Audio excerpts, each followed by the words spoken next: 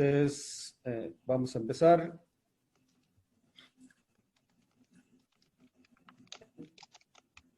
Independientemente de cómo hayamos logrado producir el vapor con o sin eficiencia, uno de los problemas más fuertes no solamente es tener vapor, sino distribuirlo, llevarlo hasta el punto de consumo, lo que implica, dependiendo del tamaño de la empresa, el uso de sistemas de distribución muy complejos o a veces mucho más sencillos, pero cualquiera de ellos requiere de ciertas reglas para efectos de, primero, entender cuál es el proceso en el cual se formó el vapor y cuál es la mecánica o la cinética de distribución de este vapor. Entonces, vamos a ver primero la ecuación de continuidad. La ecuación de continuidad lo que nos dice, para efectos de un fluido, se basa en la conservación de masa. Y básicamente lo que dice es que si tengo una sección variable, con una sección 1 y una sección de entrada y una sección 2 de salida, con cierta velocidad, lo único que me dice el sistema o la ecuación de continuidad es que la ecuación de continuidad y la ecuación de conservación de masa es que toda la masa que entre, independientemente del diámetro, del tamaño de sección o del tipo de sección, que toda la masa que entre es la misma que debe de salir. Entonces, dado un fluido a cierta velocidad, con cierta densidad para efectos de obtener su masa, lo que nos dice es que la densidad del fluido a la entrada del punto 1 multiplicado por la sección del punto 1 multiplicado por la velocidad debe de ser igual a la densidad en el punto 2, a la sección en el punto 2 y a la velocidad en el punto 2. Adimensionalmente, la densidad me daría kilogramos por metro cúbico, la sección sería un área en metros cuadrados y la velocidad en metros por segundo, por lo que metros cuadrados con metros elimina los metros cúbicos y me da entonces una ecuación de masa por unidad de tiempo, o sea, flujo de masa, que eso obedece a la ley de conservación de masa, ¿no? Masa de entrada es igual a masa de salida. Para el caso que vamos a manejar, donde manejamos agua o manejamos vapor, si esa agua o ese vapor están a condiciones permanentes, ¿qué quiere decir eso? Que la presión de entrada y la presión de salida sean iguales, entonces obedece que como no hay variaciones de temperatura y no hay variaciones de presión, entonces la densidad de entrada y la densidad de salida son iguales. Si eso es cierto, entonces se eliminan las densidades y me queda la ecuación de continuidad en función a la sección por la velocidad. Quiere decir que si yo tengo la sección de entrada y la velocidad de entrada, eso debe de ser igual a la sección de salida y la velocidad de salida bajo el mismo principio de conservación. Adimensionalmente tendríamos entonces ahora un flujo volumétrico. La sección es metros cuadrados, velocidad metros por segundo. Eso me daría metros cúbicos por segundo. Entonces, eliminando la densidad, me quedaría como una relación volumétrica, flujo de fluido. Perdón. A lo que vamos a llamar Q1 y Q2. Entonces, Q1 sería S1 por V1, Q2 sería S2 por V2. Entonces, esta es la ecuación que vamos a utilizar para efectos de hacer el diseño de tuberías, donde la sección para la tubería sería una sección circular, entonces obedecería a la fórmula de superficie de un círculo, ¿no? Existen otros métodos para efectos de calcular tuberías hay una que es Manning. Manning lo que dice es que la velocidad es igual a una constante, 397.397, por la raíz cúbica del diámetro al cuadrado, por la raíz de la sección, entre n, que es un coeficiente de rugosidad. Entonces, él hace experimentación y logra esta fórmula y utiliza una tabla para efectos de determinar el factor de rugosidad. Dependiendo del tipo de material en que esté construido el tubo, se le da un factor de rugosidad y a través de esa fórmula determina el diámetro. Velocidades de agua en tuberías. En el caso del agua, podemos considerar velocidades desde 1 metro por segundo hasta 5 metros por segundo. No es muy recomendable velocidades tan altas. En general, para cuestiones prácticas, vamos a estar manejando de 1 metro o menos de 1 metro, dependiendo del tipo de aplicación, hasta 3 metros por segundo.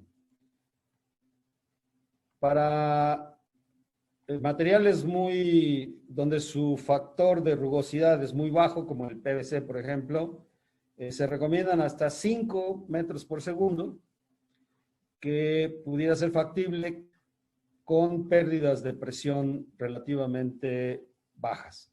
En tuberías de concreto, por ejemplo, no más de 3 metros por segundo. Aceros con revestimiento pueden ser hasta 5, etc.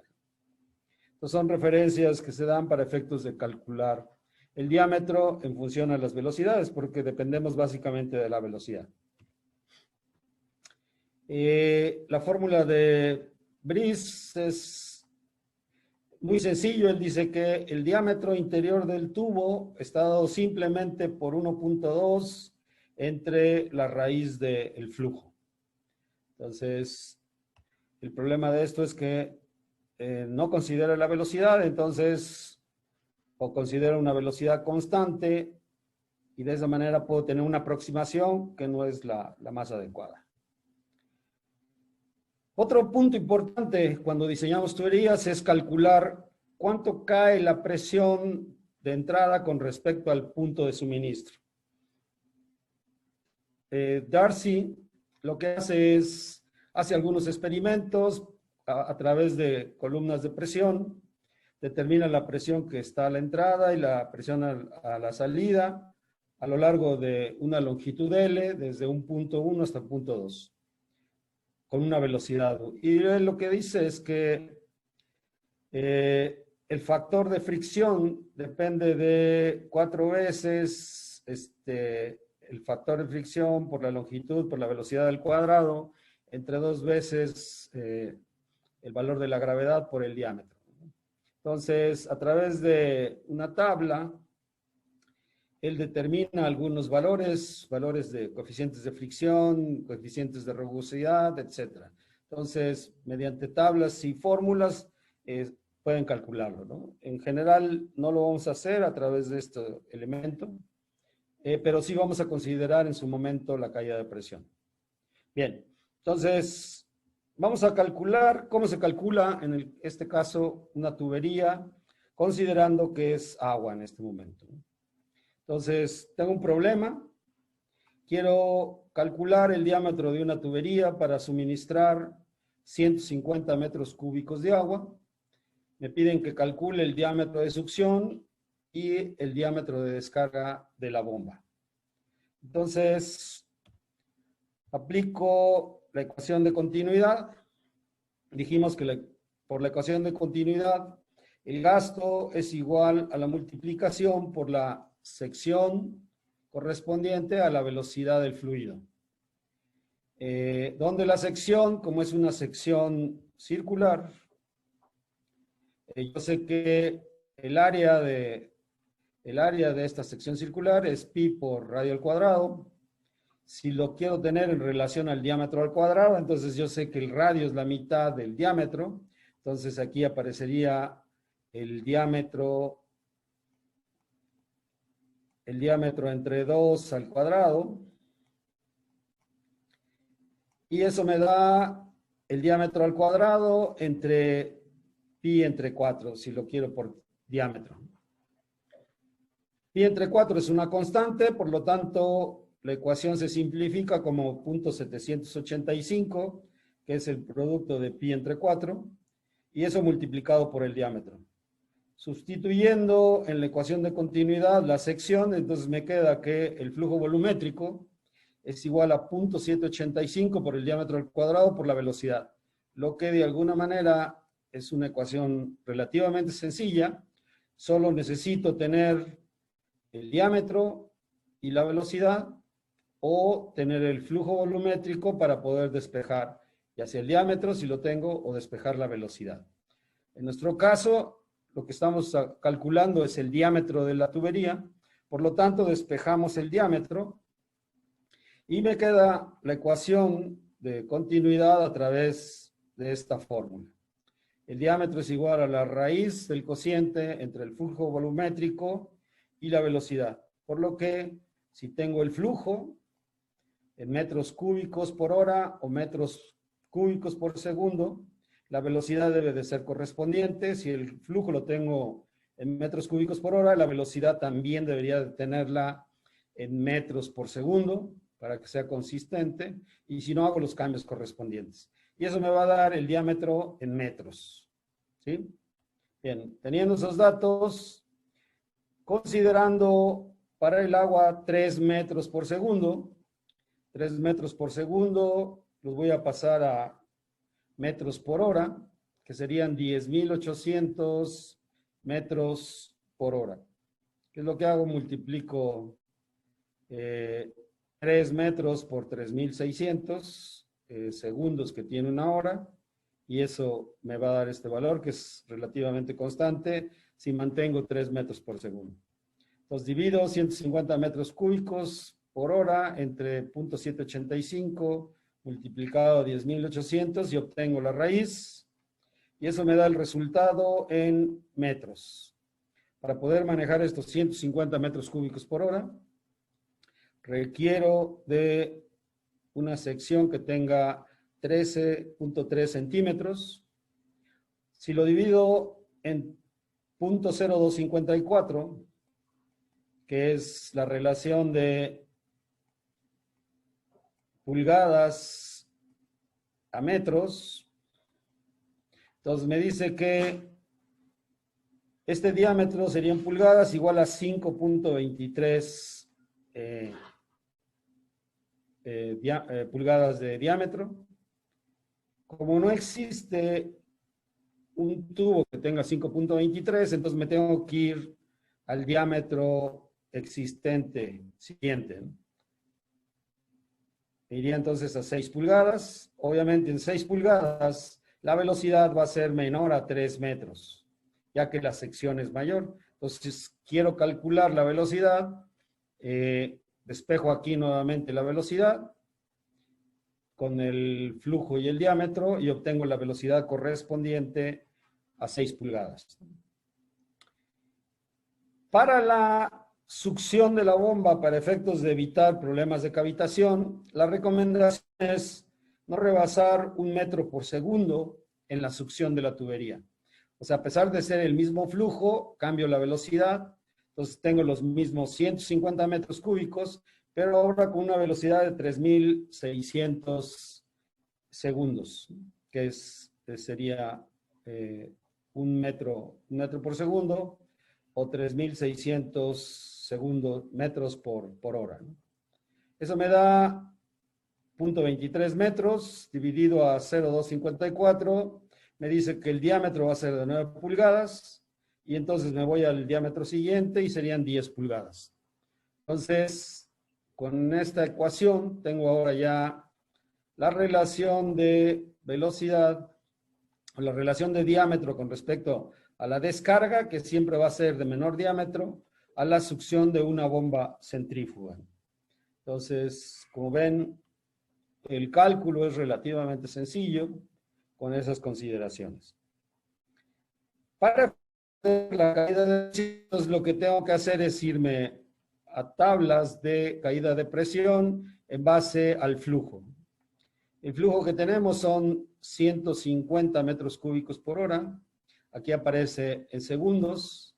Entonces divido entre 3.600 y me va a dar alrededor de 40 metros por segundo. La tubería es de 6 pulgadas, son 150 milímetros. Y entonces tengo aquí la velocidad promedio. En vez de 3 son 2.2 metros. Y aquí la caída de presión en metros por cada 1.000 metros es de 27 metros. Para 100 metros, regularmente es el valor que requiero, me daría 2.7 metros de columna de agua o 0.027 kilogramos por centímetro cuadrado de caída de presión. Entonces, mediante estas tablas y la fórmula que obtenemos, podemos determinar cuánto es la caída de presión que debo tener. Recuerden que en el caso del agua, cuando ustedes quieren elevar agua, deben de recordar que por cada 10 metros que quieran elevar esa agua, ustedes requieren 1 kilogramo fuerza por centímetro cuadrado, ¿no? O más o menos una atmósfera. Entonces, si la bomba va a elevar de entrada 100 metros en un edificio, por ejemplo, la bomba que suministra al menos debe de dar 10 kilogramos por centímetro cuadrado, más las caídas de presión que tengo por velocidad. Por eso la importancia de determinar la caída de presión para efectos de poder determinar la potencia de la bomba, al menos por estos elementos. En el caso de sistemas ya integrados, regularmente tenemos válvulas, tenemos codos en U, tenemos conexiones T, etc. Aquí lo importante que tenemos que hacer para efectos de determinar la caída de presión total es, dependiendo del diámetro, existen tablas nuevamente, donde lo que hace es determinar la caída de presión o la relación equivalente en metros, que quiere decir que si yo tengo una tubería de 6 pulgadas y voy a poner una válvula de compuerta, esa válvula de compuerta me incrementa 1.34 metros más, como si fuera 1.3 metros de tubería. Si tengo un codo, por ejemplo, de 90 grados, tengo que incrementar por cada codo que tenga 3.2 metros equivalentes de tubería. De tal manera, sumo todas las conexiones con su longitud equivalente, saco la longitud total sumada a la tubería que tengo para distribución y eso me daría la pérdida total por caída de presión.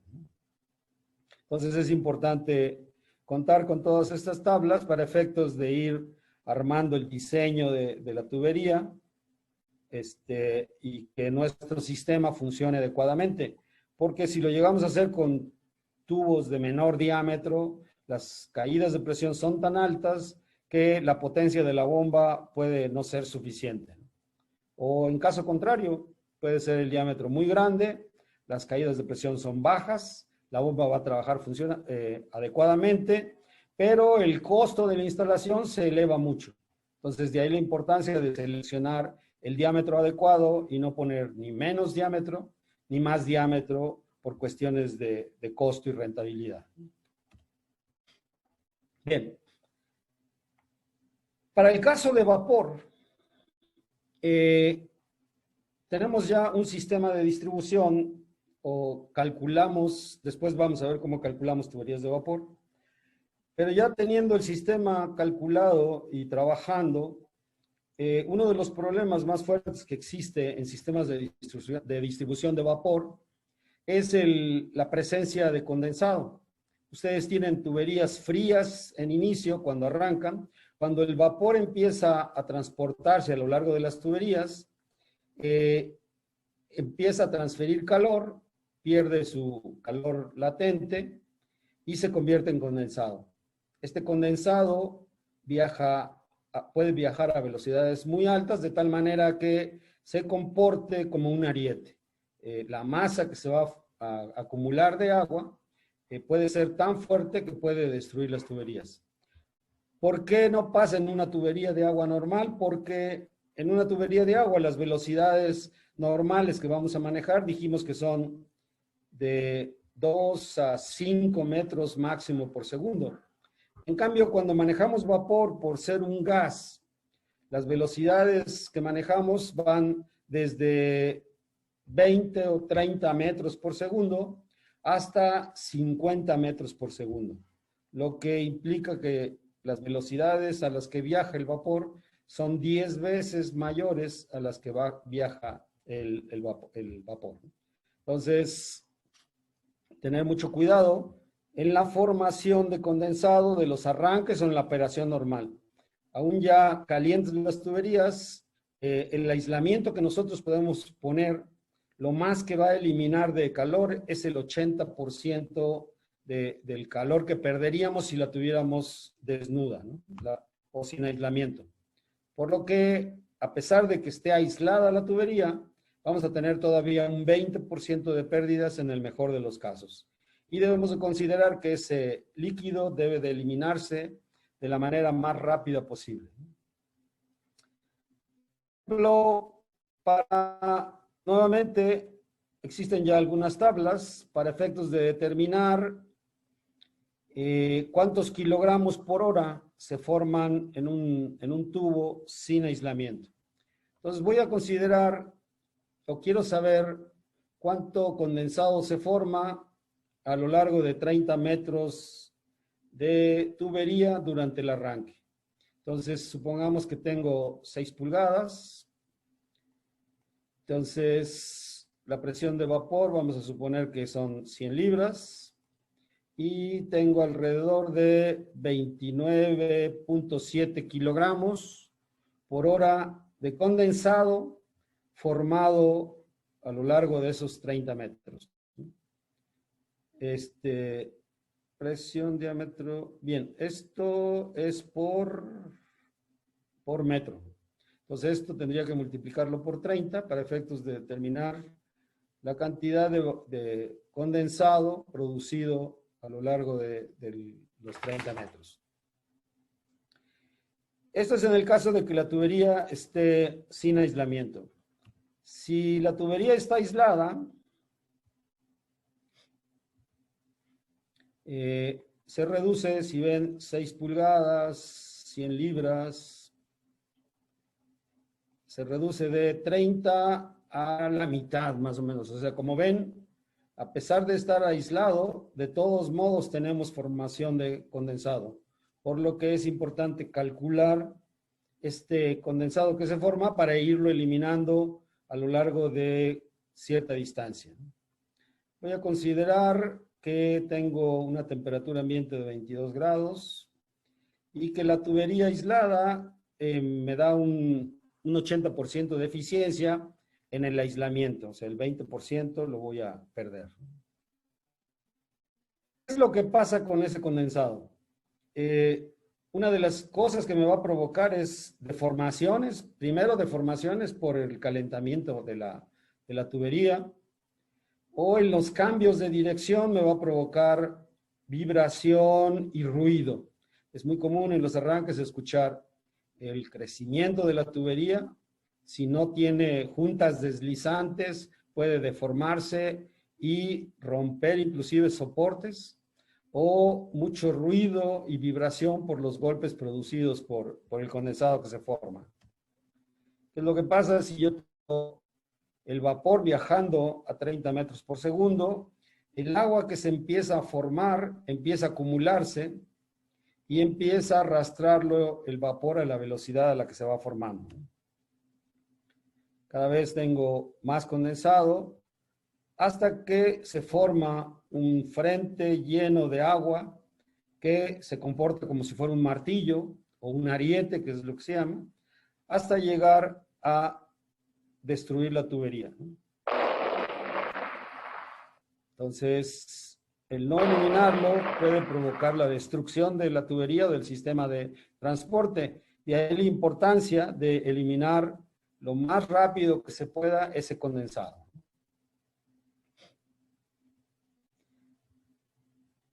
¿Cuál es la intensidad de esta fuerza? Vamos a calcular cuánto, cuánta fuerza o cuál es la fuerza de choque de ese golpe. El cálculo a seguir muestra la cantidad de condensado formado en un trecho de 30 metros. Es una tubería de 3 pulgadas, así como la magnitud de impacto. Entonces, lo primero que vamos a hacer es calcular la cantidad de condensado que se forma. Voy a considerar 10 kilogramos por centímetro cuadrado, temperatura del vapor 183 grados, calor latente 478, todos estos valores me van a servir para hacer los cálculos. 3 pulgadas, 30 metros de longitud, temperatura ambiente 35 grados, calidad del vapor 0.8. Entonces, esta ecuación lo que me dice es que multiplicando el coeficiente general de intercambio térmico, que es kilocalorías por hora, por metro cuadrado y por cada grado, el diferencial de temperatura, delta T, el área de intercambio térmico en metros cuadrados, cuántos metros cuadrados estoy en esos 30 metros, el calor latente del vapor y el título del vapor, ¿no? Vamos a considerar, se considera un coeficiente global de intercambio térmico U de 7 kilocalorías por hora por metro cuadrado y por grado centígrado para una tubería sin aislar. Si la tubería está aislada, considero un poco más de la mitad, 3.81.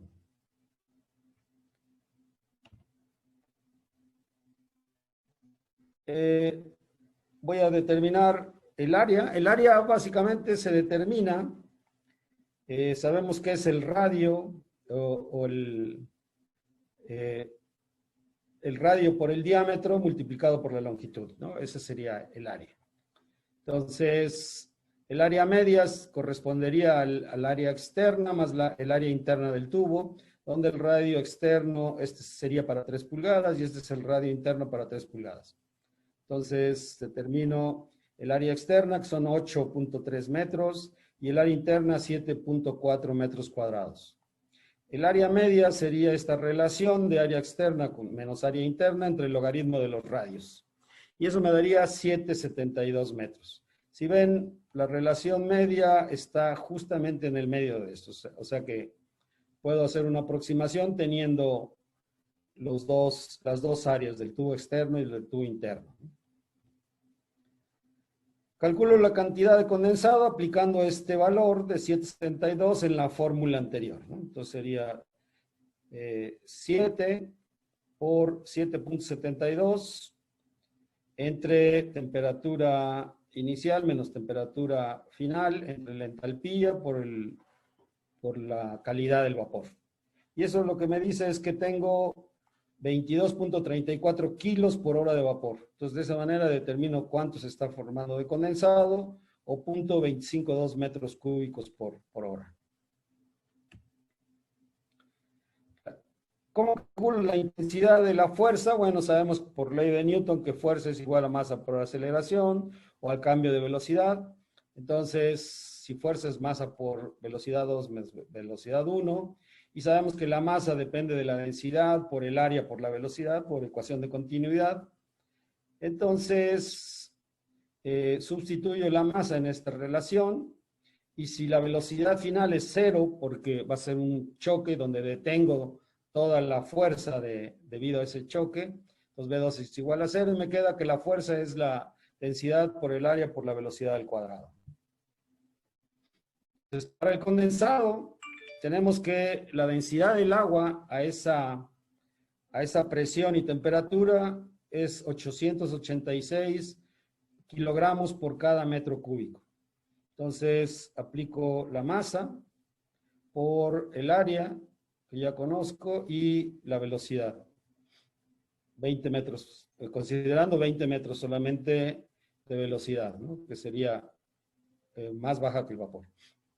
Entonces, lo que me dice esto es que La fuerza es igual a 177.2 kilogramos por cada centímetro cuadrado por cada kilo de condensado que se forme. ¿Sí? Para el vapor, si lo aplicamos para el vapor, vemos la masa que tiene es mucho más baja, serían 5.16 kilos por metro cúbico. Eso me daría 1.03 kilogramos fuerza por centímetro cuadrado. Vean que la relación de velocidad, solamente por ser agua, o la fuerza con que se proyecta, sería 177 veces más que la fuerza con que se proyecta el vapor.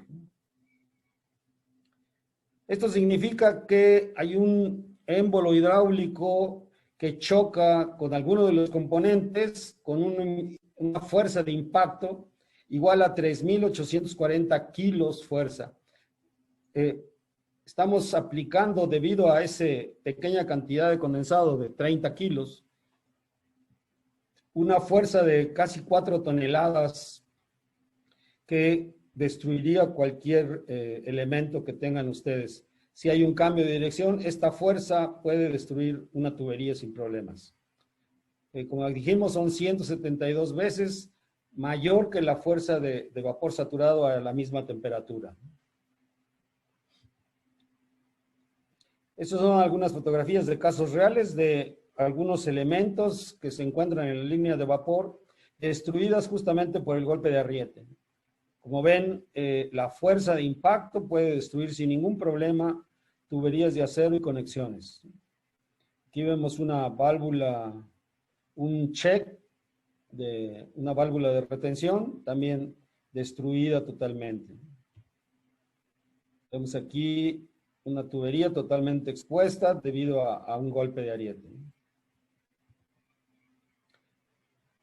Bien, y ahí la importancia entonces de eliminar el condensado. Tenemos que tomar en cuenta que hay que instalar elementos a lo largo de la tubería para efectos de poder eliminar todo ese condensado formado.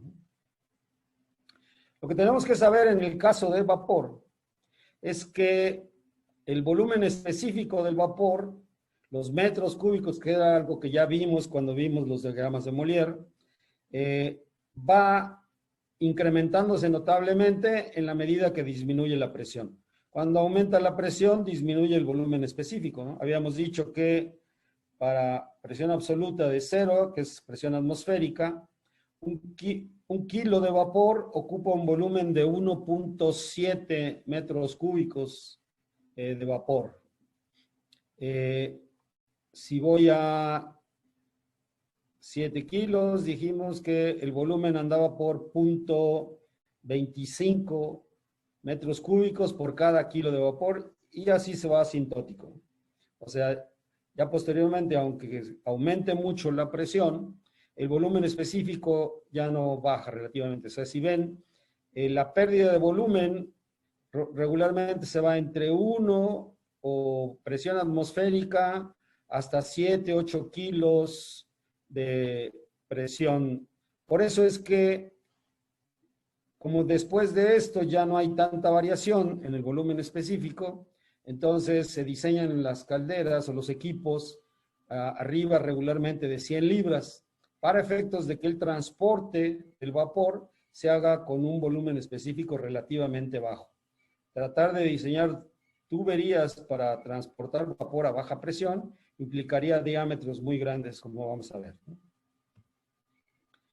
Obviamente, vamos a necesitar la tabla de vapor para efectos de determinar los volúmenes específicos tanto del líquido condensado como del vapor saturado.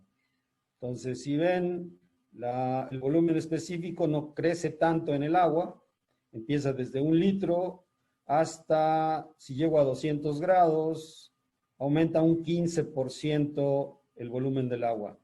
Este crecimiento del volumen del agua en función a la temperatura es importante conocerlo para el caso de almacenamiento de agua caliente.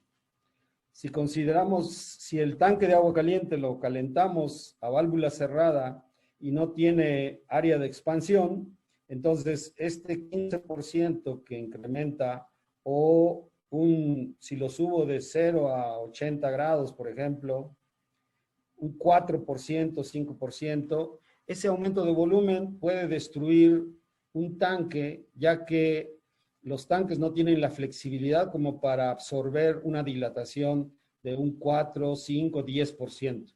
Entonces, cuando se utilizan tanques cerrados para almacenamiento de agua caliente, debemos de considerar la expansión volumétrica del agua cuando se calienta para efectos de evitar accidentes o explosiones de tanques por no tener una cámara de expansión. Entonces, en términos generales, siempre se debe de instalar una cámara de expansión para efectos de poder evitar el riesgo de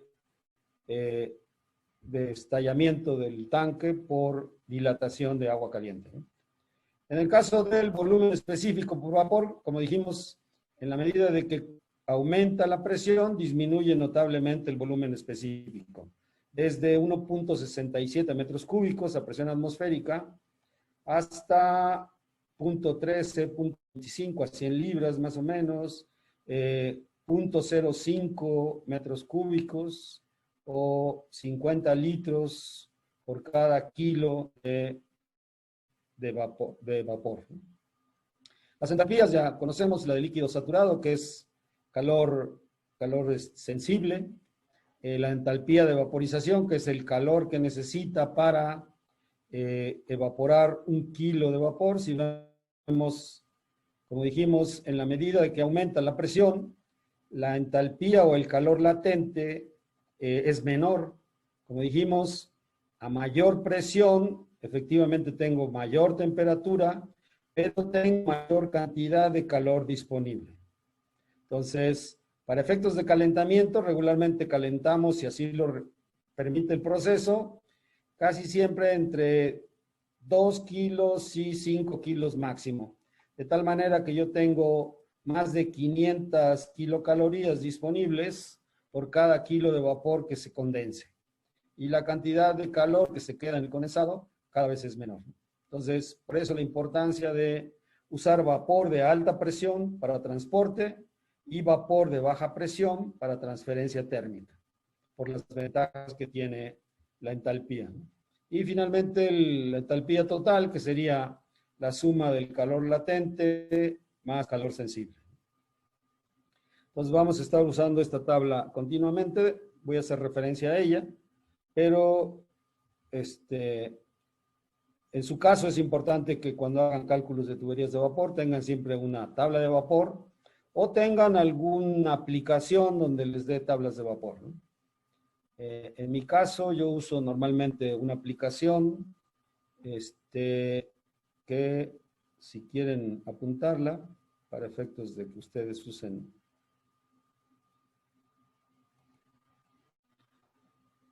La aplicación que yo aplico no es comercial, es gratis además. Se llama TLB. Déjenme checo. Sí, es TLB Toolbox.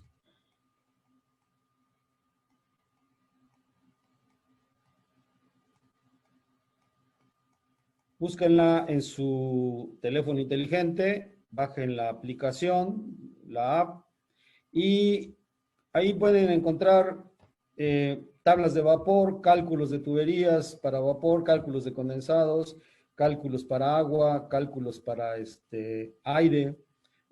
La aplicación es bastante buena desde mi punto de vista y una de las ventajas es que es gratuita. Entonces no tiene ningún costo el uso. Y TLB es un fabricante a nivel europeo muy reconocido, entonces existen otras aplicaciones. A mí en lo particular me gusta mucho esta, entonces si la quieren tomar en consideración, a mí me ha servido siempre bastante y me ahorra mucho trabajo de cálculo. Vamos a hacer el cálculo, por ejemplo, ahora ya entrando en materia, para una caldera de vapor.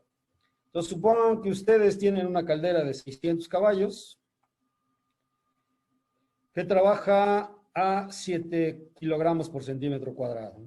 Entonces, si yo multiplico 600 por 13.2, me dice que trabajando con agua a temperatura ambiente generaría alrededor de 8 toneladas de vapor. Entonces ya sabemos cuánto vapor nos da por caballo. Voy a aplicar la ecuación de continuidad, donde dijimos que el diámetro es igual a la raíz del gasto volumétrico entre 0.785 por la velocidad. Entonces, en este caso, el gasto lo tengo en kilogramos por hora. Tengo casi 8 toneladas de vapor por hora, pero el gasto lo debo de poner como metros cúbicos por hora. De ahí que debo de tomar de la tabla de vapor a la presión correspondiente el volumen específico, que en este caso es 0.245 metros cúbicos por cada kilogramo. Entonces, de esa manera determino cuántos metros cúbicos ocuparían esos 8 toneladas de vapor.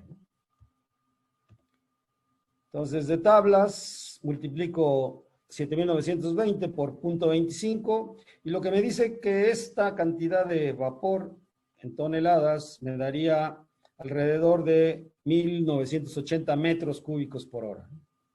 ¿Qué velocidad voy a tomar? Voy a tomar como velocidad 50 metros por segundo para el vapor. ¿Sí? Y lo voy a convertir a metros por hora, multiplicando por 3.600. De esa manera, entonces, el diámetro serían 1.980 metros cúbicos por hora, dividido a 0.785 por la velocidad, 180.000 metros por hora. Raíz de eso, y lo que me dice la ecuación es que el diámetro que requiero es de 0.118 metros, casi 12 centímetros, dividido a 0.0254 para convertir a pulgadas, me dice que es de 4.7. Me iría al siguiente, el siguiente es 5, pero no es nominal, entonces tendría que meter una tubería de 6 pulgadas. Es una caldera de 600 caballos, regularmente trae una tubería de salida de 6 pulgadas. Vamos a ver qué pasa si yo quisiera aprovechar el máximo el calor y digo, bueno, pues como voy a utilizar el vapor a presión atmosférica, ¿para qué produzco vapor a alta presión? Eso implica tuberías de mayor espesor y además finalmente voy a bajar la presión porque requiero mayor cantidad de calor. Entonces, si lo hago a 1 kilogramo, por ejemplo, por centímetro cuadrado, el volumen específico sería 0.92 en vez de 0.25. Entonces, estas 8 toneladas se convertirían en 7.200 metros cúbicos por hora en vez de los 1.980. Haciendo la misma operación, ahora me dice que si yo trabajara 1 kilo, entonces requiero 22.7 centímetros de diámetro, lo que me daría alrededor de 8.9, me tendría que ir a 10 pulgadas. Si ven, la relación de 6 a 10 no es el doble, pero una tubería de 10 pulgadas puede costar hasta 3 veces lo que cuesta una de 6 pulgadas. Además, las conexiones en 10 pulgadas son mucho más caras, las bridas, es mayor peso, los soportes que ustedes deben de poner para soportar esta tubería hace que una instalación en baja presión se vuelva muy cara. Entonces, es mucho más barato producir en alta presión y reducir los costos de instalación para efectos de no tener una instalación cara y que no me llevaría a ninguna solución. Si quiero vapor de baja presión, entonces transporto el vapor en alta presión, reduzco cerca del consumidor la presión a través de una válvula reguladora y de esa manera obtengo la presión de transferencia con el máximo de calor, ¿sí? Si lo hiciera a una presión muy alta, por ejemplo, si pudiera hacerlo a 39 kilos, el volumen específico dijimos que era como 0.05, y entonces estas 8 toneladas se convierten en 390 metros cúbicos. Haciendo la misma operación, obtengo que el diámetro es de 5 centímetros, lo que tendría 2.1 pulgadas, o 2,5. Si ven, se reduce notablemente.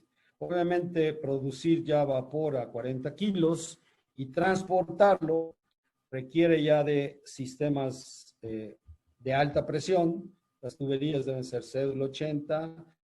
Tengo que meter bridas a sección de 600 libras, etcétera. O sea, la instalación se vuelve cara nuevamente porque la aplicación es especial. Entonces, como les decía, regularmente por diseño transportamos a 7 o 10 bars y solo que el proceso requiere altas presiones, bueno, entonces hay manera de calcularlo y entre mayor sea la presión, menor es el diámetro de transporte y más barata es el sistema de distribución. Entonces, tenemos que tomar en cuenta esto como regla, ¿no? Transportamos vapor en alta presión por economía de transporte y reducimos al consumidor a la presión que se requiera. Nunca vamos a transportar en baja presión, puesto que los costos de transporte son muy, muy altos. No vale la pena, es mucho más fácil transportar entre 100 y 150 libras.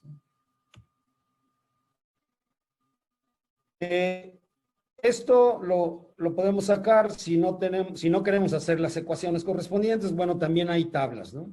Hay tablas donde me dice, dependiendo de la presión y la velocidad que yo esté trabajando, cuántos kilos por hora de vapor puedo transportar en una tubería, dependiendo del diámetro. Entonces, para efectos de corroborar lo pueden usar, aunque todas estas tablas se basan justamente en la ecuación de continuidad y lo único que determinan en su momento son caídas de presión, que es lo que se requiere. Bien. Cuando se tienen, una vez que estoy transportando el vapor, en ocasiones necesitamos una línea principal y empezamos a distribuir con líneas secundarias para extraer vapor. Entonces, la primera recomendación que se da para efectos de ramificar líneas de vapor es que siempre se haga en la parte superior y nunca en la parte inferior. ¿Por qué no en la parte inferior? Porque en la parte inferior, por gravedad, el condensado que se va formando tiende a ir viajando en la parte inferior. Entonces, si ustedes extraen vapor en la parte inferior del tubo, van a tener siempre vapor húmedo, donde ya trae cierta cantidad de agua que les va a afectar para su proceso. Entonces, siempre la extracción debe de hacerse en la parte superior. Aunque esto parece obvio, es muy común encontrar en las instalaciones justamente lo que no se debe de hacer.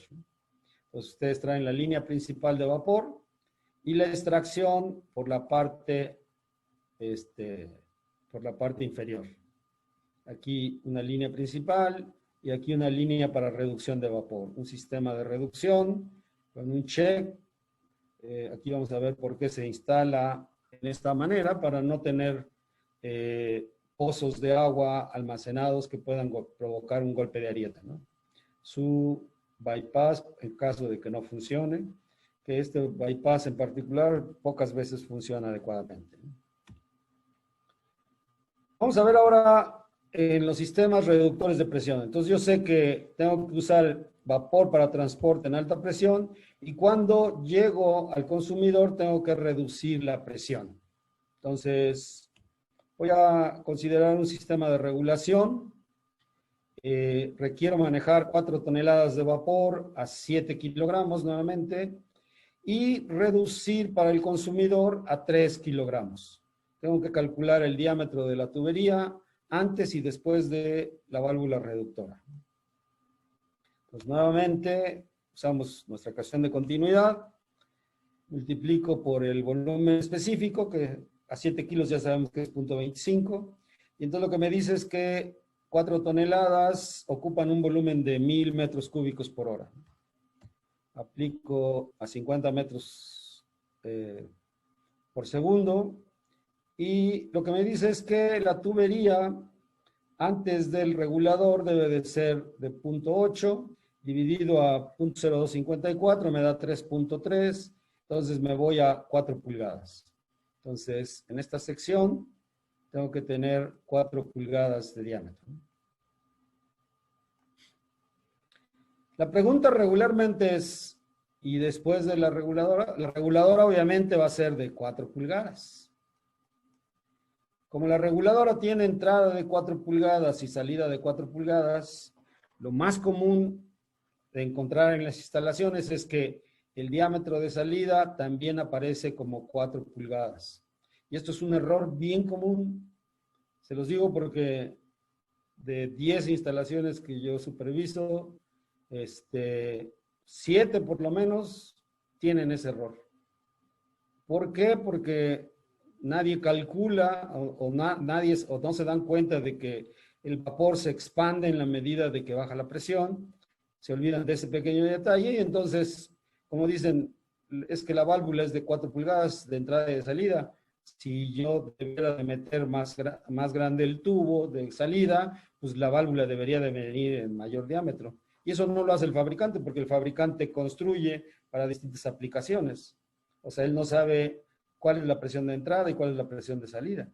Entonces, él calcula en función a cantidad de masa que puede pasar a través de esta válvula, ¿no?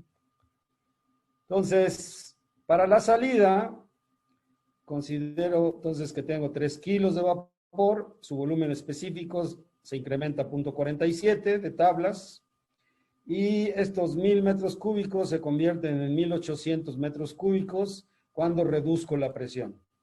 De tal manera que el diámetro me va a dar ahora 11.5 centímetros, 4.5 pulgadas y me voy a 6 pulgadas. Lo que quiere decir que el diámetro de salida se va a 6 pulgadas. ¿Por qué? Porque si dejo un diámetro menor como el de 4 pulgadas, voy a manejar menor cantidad de vapor del que yo puedo pasar a través de la reguladora. Entonces, como regla general, siempre que hay una reguladora de presión, el diámetro de salida debe de ser mayor al diámetro de entrada. Si ven, aquí hay una reductora, hay una reducción concéntrica, aumento el diámetro y entonces me voy en mayor diámetro, siempre.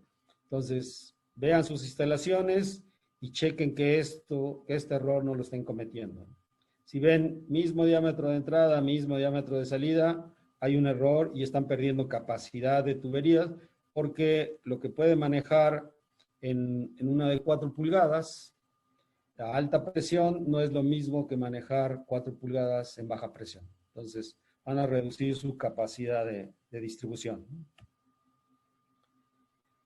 Reducciones recomendadas para vapor deben de ser siempre excéntricas, nunca concéntricas. ¿Por qué concéntricas? No, porque esta subida del tubo lo que hace es crear un pozo de agua. Entonces va a formar agua aquí que en algún momento va a provocarles problemas y no van a poder eliminar ese condensado.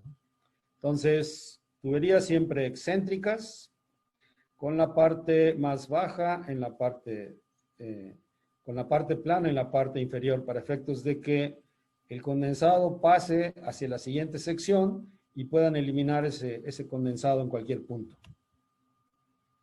Nuevamente, a veces parece obvio, pero hay muchas instalaciones donde se comete este error, ¿no? Vamos a ver ahora lo que son piernas colectoras, que de hecho debimos haberlas visto después de que vimos eliminación de condensado. Entonces, las piernas colectoras o la eliminación de condensado se debe de hacer a través de sistemas de trampas de vapor, ¿no? Yo lo que voy a usar es una trampa de vapor para efectos de eliminar, que no es una trampa de vapor, es una trampa de condensado en realidad, porque lo que elimino no es vapor, es condensado. Entonces, lo más común y ocurre nuevamente como error es que si la trampa es de 1 pulgada, entonces le inserto un tubo de 1 pulgada a mi tubería principal y pienso que con eso el condensado va a caer. Y es falso.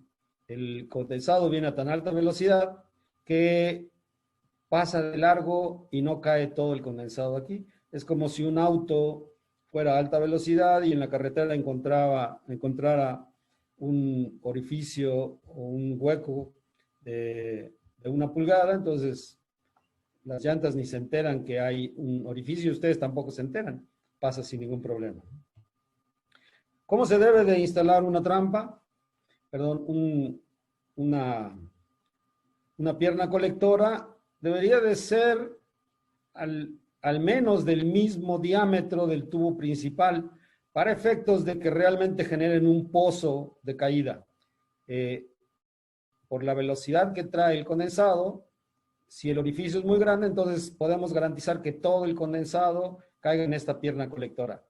Además del condensado, también hay sólidos de arrastre como el óxido o materiales de construcción, entonces no poner la trampa justo en la parte baja del pozo de condensado, sino en forma lateral, para efectos de que garanticemos que aquí se acumulen los sólidos y el condensado salga directamente hacia la trampa de condensado.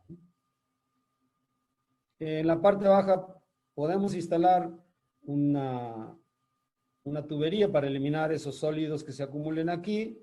De preferencia aquí podemos poner una tapa toriesférica o de plano poner una brida para efectos de, en caso de mantenimiento, quitemos esta brida y eliminemos todos los sólidos que se acumulen ahí. Estas son algunas recomendaciones normalmente de construcción, ¿no? Como dijimos, la trampa, la pierna colectora debe de calcularse, hay manera de calcularlo, se dan recomendaciones generales, ¿no? Nunca cometer el error de poner una pierna colectora del mismo diámetro de la trampa de condensado, ¿no? Aquí vemos algunos errores.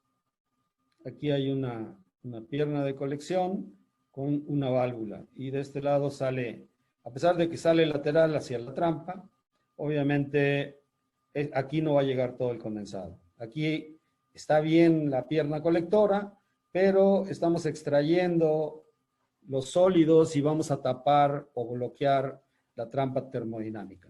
Entonces, recuerden que la extracción debe ser lateral y en el fondo para sólidos solamente. Se dan algunas recomendaciones en función al diámetro de alimentación, cuál es el diámetro de la línea principal, cuál debe ser el diámetro de la pierna colectora y las trampas, ¿no? Entonces, hay manera de tener en base a la tubería principal cuál es la pierna, ¿no? Aquí vemos, por ejemplo, si el diámetro principal fuera de 6 pulgadas, el diámetro de la pierna puede ser mínimo 3 y hasta 4 pulgadas, ¿no? Si la línea principal es 8 pulgadas, la pierna colectora debería estar en 6, ¿no? Las trampas de colección serían termodinámicas. En general, la aplicación para eliminar el condensado de las líneas principales son trampas termodinámicas. Son recomendables para líneas principales, pero no para proceso. Es muy común ver las trampas termodinámicas en procesos. Y eso porque la trampa termodinámica es mucho más barata que una trampa de flotador, una trampa termostática o una trampa de cubeta invertida. Entonces, en procesos no es recomendable el uso de trampas termodinámicas porque su extracción de vapor es muy lenta, ¿no? Entonces, recomendaciones siempre trampa termodinámica. Aquí, si ven, hay una línea de purga. Estas líneas de purga nos sirven también para cuando se hacen los arranques del sistema. Cuando ustedes hacen el arranque del sistema y las tuberías están totalmente frías, la trampa termodinámica está diseñada para eliminar el condensado que se forma con la línea en operación, pero no cuando la línea está fría.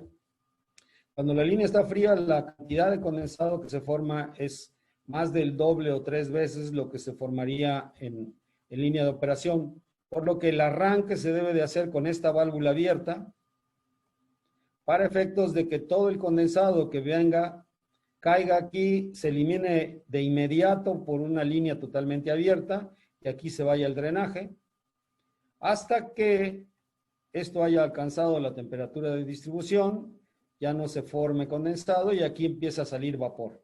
Cuando empieza a salir vapor, entonces cierro esta válvula y dejo que esta línea empiece a funcionar.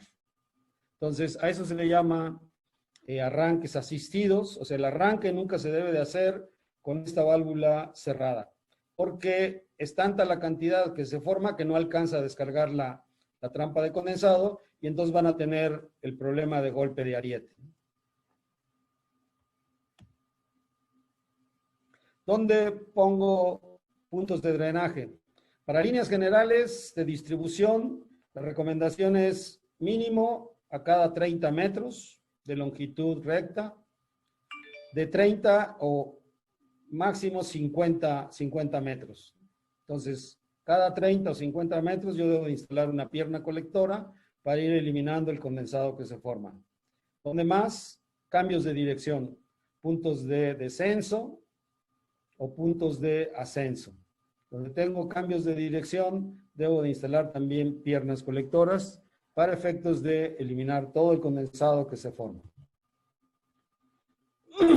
Las tuberías, por lo mismo de que llevan condensado, deben de tener una pendiente. Y esta pendiente se recomienda que sea de 1 a 250. O sea, debe de elevarse 1 metro por cada 250 metros de proyección.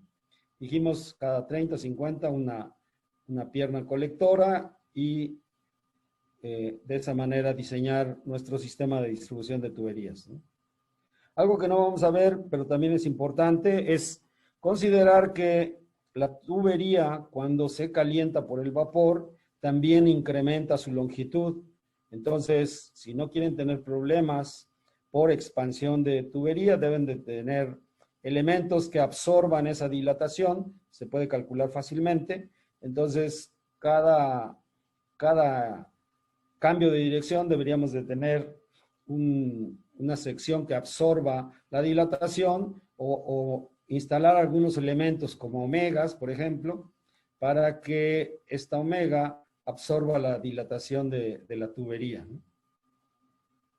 De tal manera que esto se comporte como un resorte. Entonces hay omegas rectangulares, hay omegas que son cuadradas, circulares, elípticas, etc.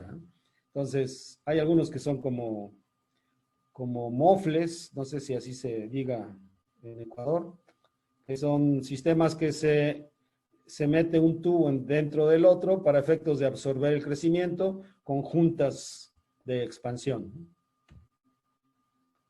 Bien, la otra parte importante en instalaciones de vapor es la eliminación del aire.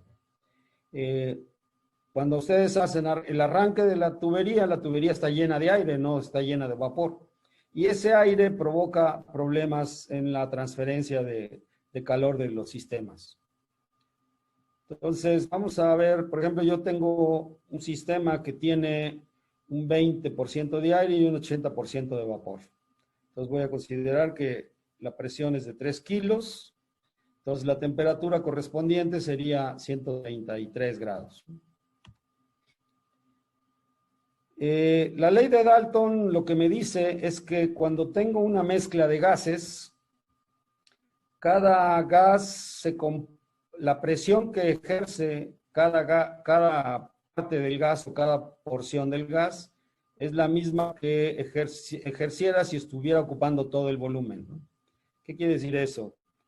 Que si la presión absoluta en este caso, por ejemplo, es de 3 kilos y la presión tiene una mezcla de vapor de agua y aire, el porcentaje de la parte de aire por su presión absoluta más el vapor por la presión absoluta debe de ser igual a 3. Entonces, si el 20% es aire, sería 20 por 3, 0.2 por 3, 80% por 3, me daría 0.6 y 2.4. ¿Sí? ¿Qué quiere decir eso? Que el aire ocupa un 0.6 kilos de la presión y el vapor ocupa 2.4. Entonces, cuando nosotros pensamos que tenemos 3 kilos de vapor, si yo tengo un 20% de aire, en realidad la presión que está ejerciendo el vapor es 2.4 y no 3, ¿sí? ¿Eso qué va a hacer? Que la presión del aire es de 0.6 kilogramos más la del vapor de 2.4 y entonces la temperatura del vapor disminuye.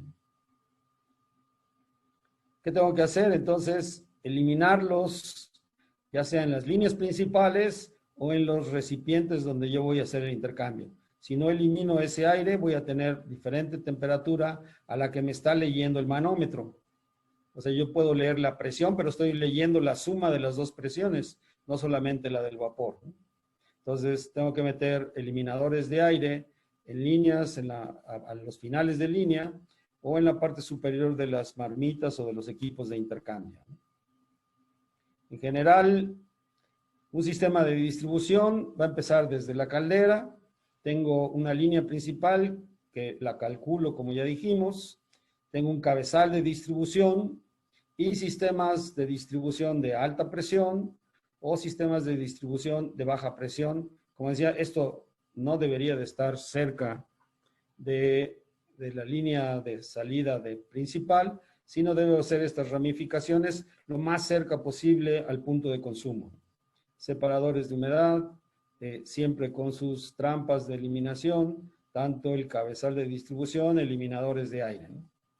Entonces, es importante considerar todos esos elementos para hacer el diseño de mi sistema de distribución, ¿no? En los cabezales de distribución, ¿cómo se calculan? Bien, ya sabemos cómo calcular líneas principales de vapor. Entonces, calcular un cabezal es relativamente sencillo. Lo único que hay que hacer es cambiar la velocidad. Entonces, voy a usar el mismo problema de la caldera de 600 caballos.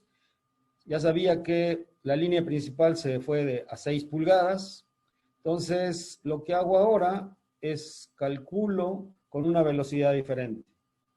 Entonces, como dijimos, para el vapor son 6 pulgadas, velocidad 50 metros por segundo. Entonces, uso la misma ecuación, pero en vez de usar 50 metros por segundo, utilizo 10 metros por segundo.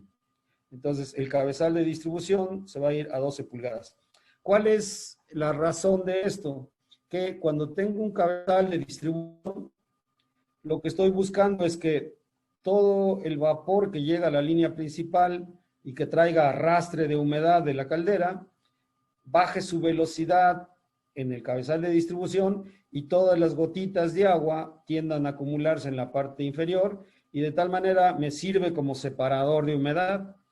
Cuando sale a las líneas principales de distribución, entonces tengo vapor seco saturado y le elimino el arrastre que trae de la caldera, que además de tener agua, tiene sólidos disueltos que me pueden afectar en mi proceso.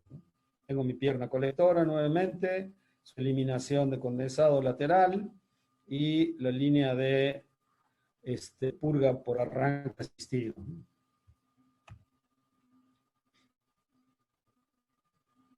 Bien, en sistemas de cabezales de distribución y ramales también se comete un error. Uno de ellos es, la pregunta sería, si tengo una tubería de 6 pulgadas como alimentación de la caldera y tengo salidas a 2 pulgadas, ¿cuántas tuberías de 2 pulgadas puedo alimentar con una línea principal de 6 pulgadas? Esto es muy común en la distribución de vapor porque llevo una línea principal y empiezo a hacer salidas de distintos diámetros y de repente puedo meter tantas salidas que no voy a poder alimentar con la línea principal. Y entonces de repente algunas líneas pueden quedarse sin vapor o al revés, no poner las suficientes salidas y entonces no puedo absorber la capacidad total de una de 6, ¿no? Entonces vamos a ver cómo se calcula. Lo que yo sé por conservación de masa es que el flujo total de vapor debe de ser la suma de cada uno de los ramales, ¿no? La suma de los ramales debe ser igual al flujo total, conservación de masa. De ecuación de continuidad, yo sé que el flujo es igual a la sección por la velocidad y que la sección es 0.785 por el diámetro cuadrado. Entonces, sustituyendo aquí me da que el flujo es 0.785 por el diámetro al cuadrado por la velocidad. Entonces aplico estos factores en cada uno de los flujos y me quedaría la ecuación como queda, ¿no?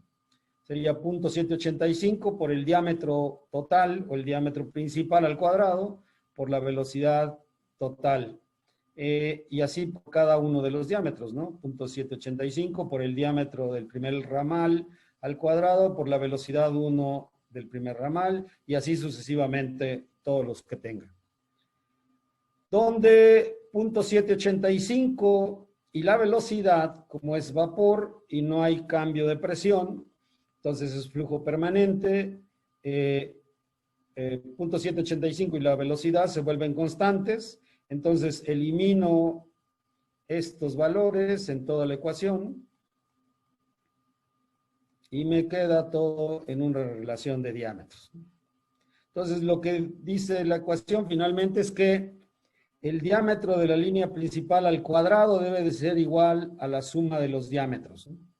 Entonces, si yo tenía 6 pulgadas como línea principal, lo más común es que la gente lo tome lineal y eso es un error que se comete también muy frecuentemente en sistemas de distribución. Y dicen, bueno, si tengo ramales de 2 pulgadas, puedo colocar tres tuberías de 2 pulgadas para que me dé 6 pulgadas. Y esto es falso. Y es falso porque la relación volumétrica, como vimos en la deducción, depende de los diámetros cuadrados.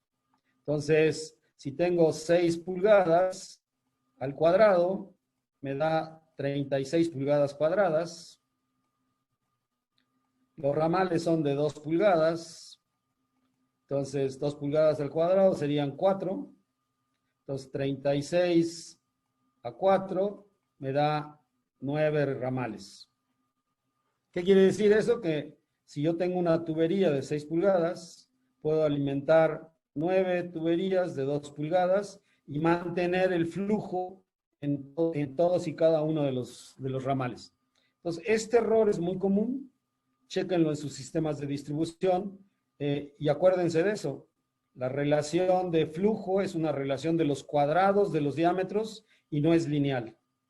Entonces, de esa manera pueden ustedes, sin necesidad de calcular el flujo, si ya calcularon el de la línea principal, obtener ramales, aunque sean de distintos diámetros, es sacar el cuadrado del diámetro, hacer la suma y ver que esa suma sea menor o igual al cuadrado de la línea principal, ¿no?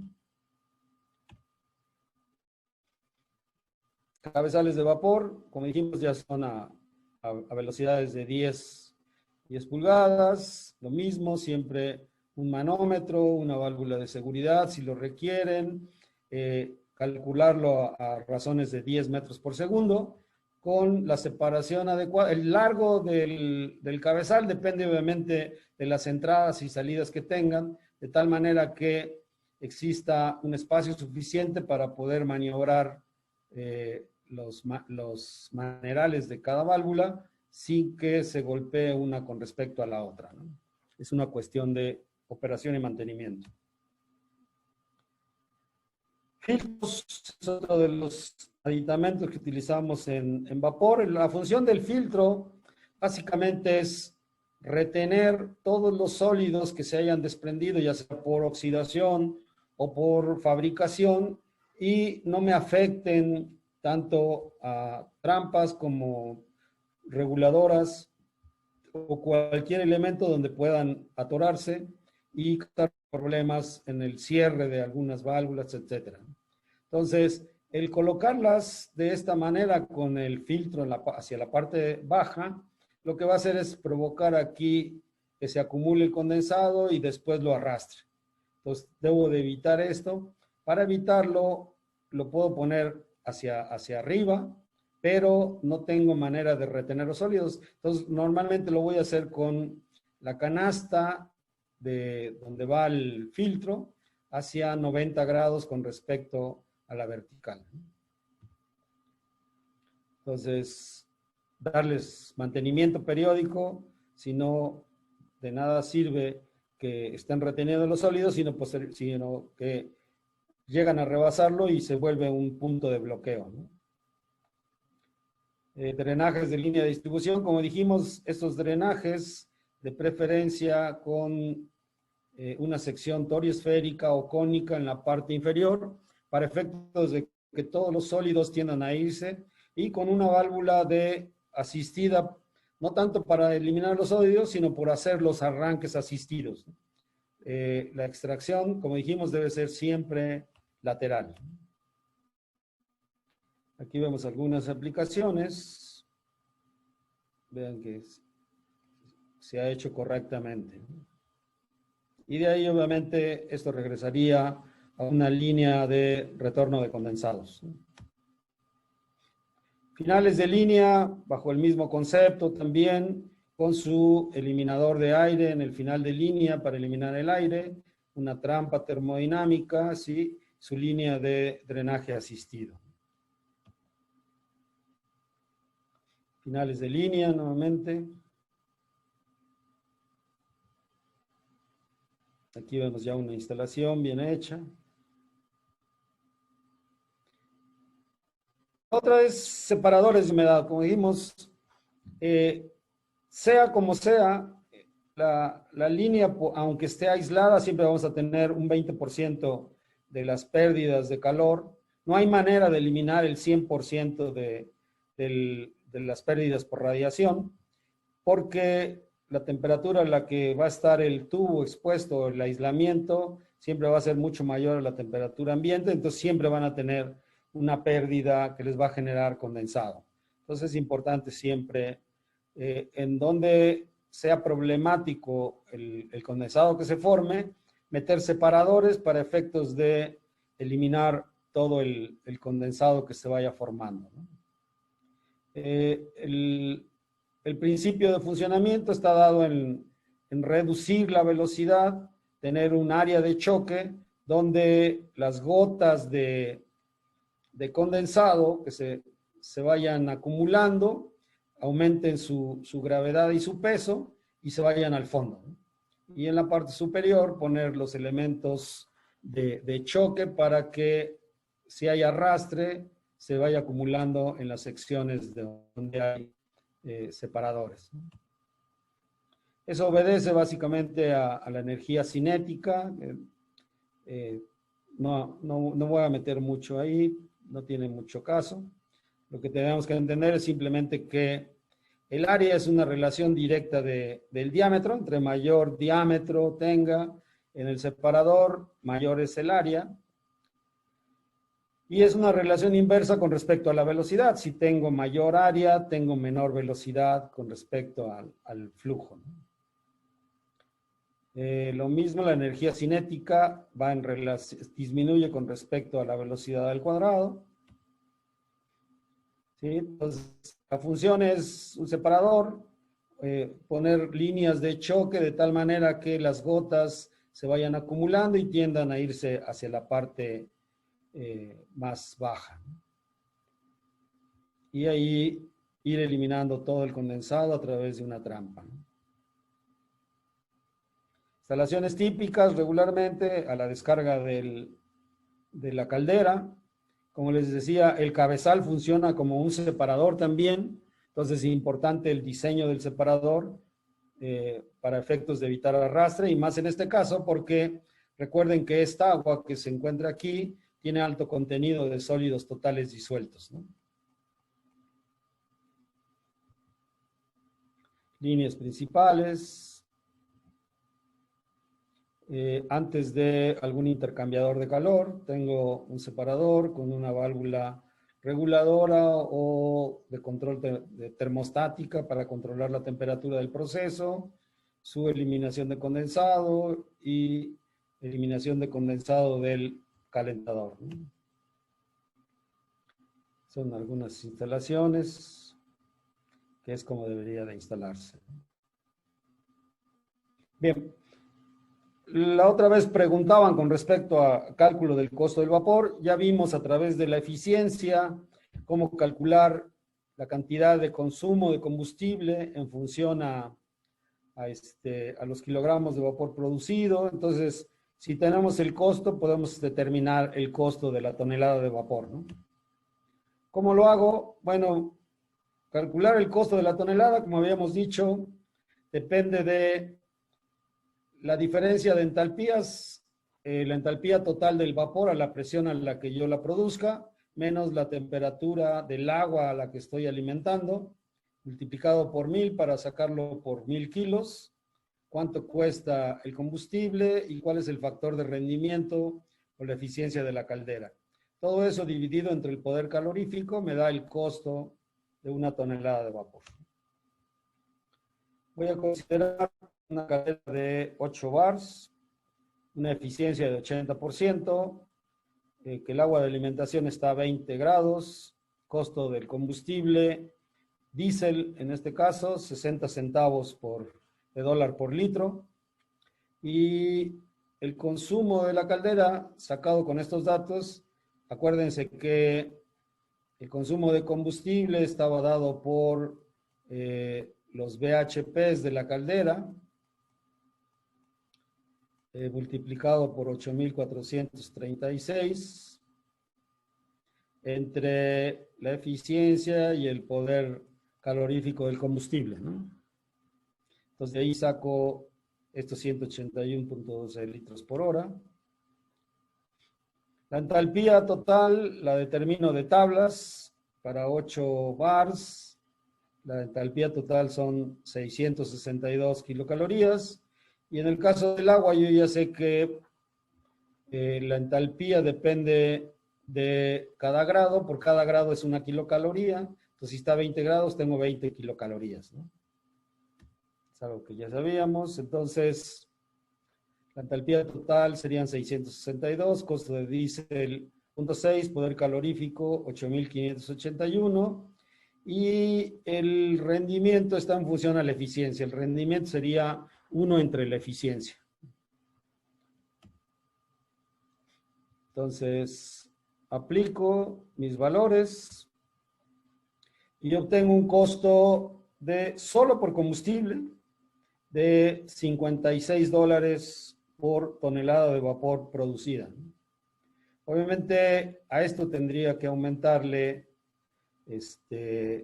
los costos de la purga, tengo que aumentarle los costos del tratamiento químico del agua. Entonces, en términos generales, esto regularmente multiplícanlo por 2 para que les dé un valor más real, ¿no? Entonces estaríamos hablando de $112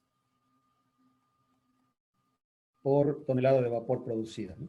Entonces, es un número para efectos de que determinemos en su momento cuál es el costo de algunas operaciones. Una de ellas es las pérdidas por orificio.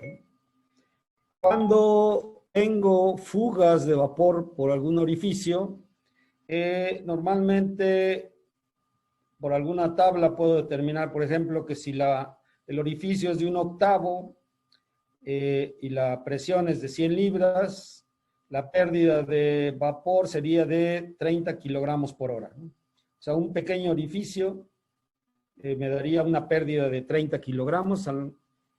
Entonces, si pierdo 30 kilogramos por un costo de 56 la tonelada, tendría una pérdida por mes de $1,200, ¿no? O sea, un pequeño orificio puede provocar pérdidas muy fuertes en cuestiones ya que lo que hay que recordar es que el vapor es un proceso que se produce a través de una máquina con alto consumo de energía y que es cara. Entonces, eliminar estos orificios es de suma importancia.